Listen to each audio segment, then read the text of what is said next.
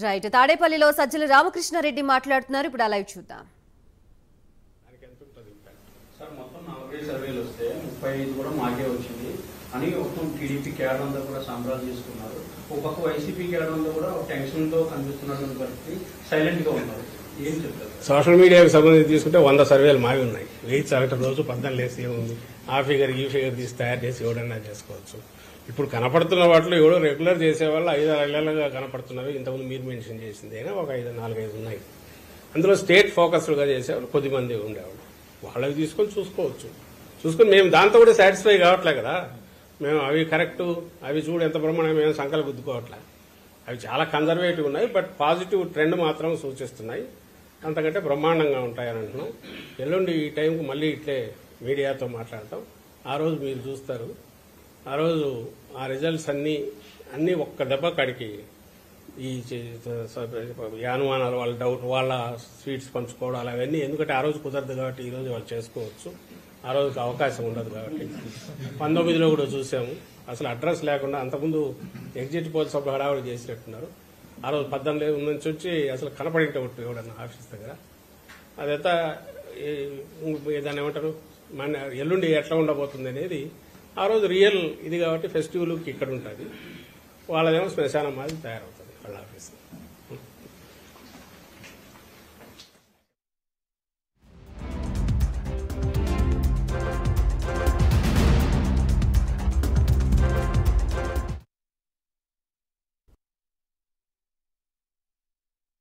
Survey exit polls పేరుతో వస్తున్న అడ్డగోలు ఫిగర్స్ చూసిన తర్వాత అసలు అసాధ్యమైన నేషనల్ లెవెల్లో టార్గెట్ పెట్టుకుని దానికి తగినట్టు ఫిగర్స్ వేస్తూ వచ్చినట్టున్నారు తప్ప వారి రియల్ సర్వేని అయితే రిఫ్లెక్ట్ చేస్తున్నట్టు కనపడట్లా.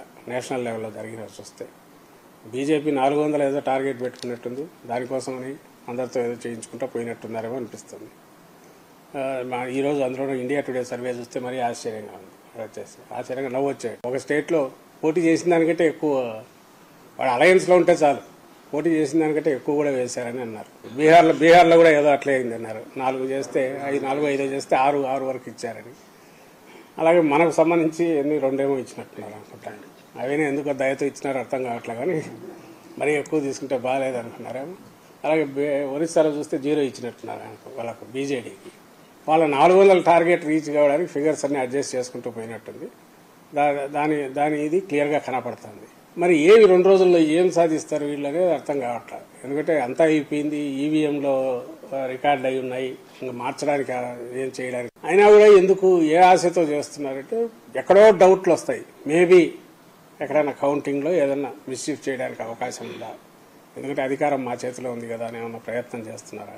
ఆల్రెడీ అధికారం లేకపోయినా ప్రతిపక్షంలో ఉండి కూడా వ్యవస్థలను మేనేజ్ చేయగలిగిన చంద్రబాబు నాయుడు ఇంకా వాళ్ళు అలాంటి జోడీ దొరికిన తర్వాత వాళ్ళ పేరు చెప్పుకుని ఇంకా ఎక్కడెక్కడ ఏం కెలుకుతారో, ఎట్లా మేనేజ్ చేస్తారో అనేది ఇప్పటికే మనకు రుచి చూపిస్తున్నారు ఎన్నికల కమిషన్ ద్వారా.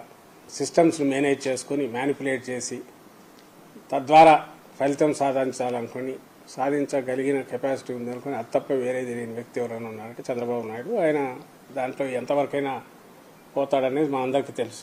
ఇది ఉంది కాబట్టి మనం మోర్ అలర్ట్గా ఉందాం. మనకు తెలుసు కాబట్టి ఆల్రెడీ వాళ్ళు ఇస్తున్న ఫిగర్స్ చూస్తే వాళ్ళు ఏదైనా చేయబోతారనే డౌట్ రావడానికి అవకాశం ఉంది.